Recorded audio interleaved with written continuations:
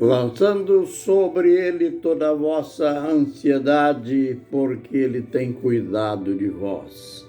1 Pedro, capítulo 5, verso 7. Ministério Pão Vivo. Vem comigo em meu canal no YouTube. Mais lições na palavra do Senhor. Falando sobre o concílio apostólico, aliás, o primeiro concílio da igreja, como já aprendemos, para encontrar a solução para o primeiro problema doutrinário da igreja e como ele foi sabiamente resolvido pelo Concílio Apostólico. É interessante seguirmos a ordem da reunião. Apesar de ser uma reunião polêmica, ela foi bem ordenada. Ela chegou a bom termo, porque as pessoas, os questionadores foram ouvidos, polemizaram, mas a verdade prevaleceu. E algo interessante a gente verá no final, que eles não tomaram uma decisão da organização apostólica. Eles não tomaram uma decisão como se usa hoje. A igreja disse que tem que ser assim. A igreja ordena que se faça assim, como se a igreja tivesse autoridade para ficar dando ordens, criando mandamentos, criando regulamentos e doutrinas várias. Não, a decisão que saiu desse conselho foi do Espírito Santo. Você vai ver que lindo, que lá no final eles dizem o Espírito Santo e nós. Então, em primeiro lugar, aliás, o absoluto para dirimir questões era o Espírito Santo, o próprio Deus. Mas nós ainda estamos seguindo a ordem que eu digo é: cada um teve a sua vez, o seu momento de dar a palavra. Conforme já aprendemos, a palavra-chave foi o testemunho de Pedro. Não foi um argumento. Ele deu o testemunho de um culto, de uma reunião que ele tinha ido na casa de Cornélio e depois, seguindo, tendo como base o testemunho de Pedro, aí então Tiago que estava presidindo o concílio, ele começou a falar.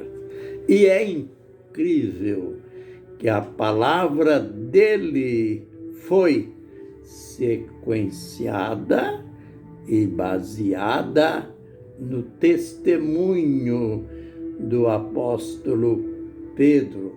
Interessante, né? Como ele diz, Simão relatou como primeiramente Deus visitou os gentios para tomar dentre eles um povo para o seu nome. Culto, ou nós fazemos muitos cultos. Pregadores, pastores, líderes vão e fazem, pregam em vários lugares, em vários cultos, mas existem aqueles cultos, todos eles têm a finalidade de exaltar, ou pelo menos deve ter a finalidade única de exaltar o nome do Senhor Jesus Cristo. Mas, dentro dessa finalidade costumeira, tem aqueles cultos que têm uma razão a mais. Esse, na casa de Cornélio, teve uma razão a mais. É bom notar que o apóstolo Pedro, para ir até Cesareia, sair de Jope para ir até Cesareia, não foi fácil a sua decisão, não pela distância, que afinal não era tão longe assim. Era em torno de 60 quilômetros, mas difícil porque era na casa de gentios. Para aqueles que não sabem ainda quem são os gentios, ou o que quer dizer gentios. Gentios vem de gentes, quer dizer as nações, aqueles que não eram judeus. E como já sabemos, a exclusividade naquele tempo, a exclusividade divina era para Israel.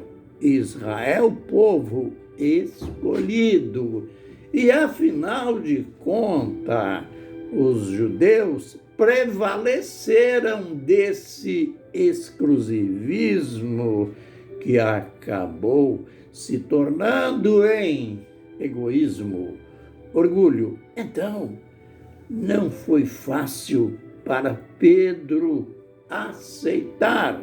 Aliás, só aceitou porque teve aquela visão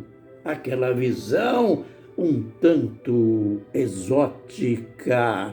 Era o seu momento de oração, às 3 da tarde, e enquanto preparavam alguma coisa para que ele comessem, diz o relato que ele teve fome. E então ele teve uma visão em que ele via um lençol que descia do céu, o céu se abriu, veio aquele lençol amarrado em 4 pontas, e dentro do lençol, que esquisito, tinha animais quadrúpedes, isto é, animais de 4 pés. Tinha répteis, aqueles animais que se arrastam andando, cobra, lagarto e etc. E tinha também aves do céu, aves, animais que voam. E ele ouviu uma voz. Note bem, para quem estava com fome, nada melhor do que ouvir uma voz assim. Pedro mata e come. Olha, parece uma incoerência. Pedro respondeu. Sabe quem estava falando? Era o próprio Deus, falando para um homem que estava com fome. Pedro: mata e come. Ele respondeu: Senhor, na minha boca nunca entrou coisa comum ou imunda. Note, ele era judeu e seguia o judaísmo na sua literalidade. Deus em seguida disse: Pedro, não considere comum aquilo que Deus santificou. Que mistério!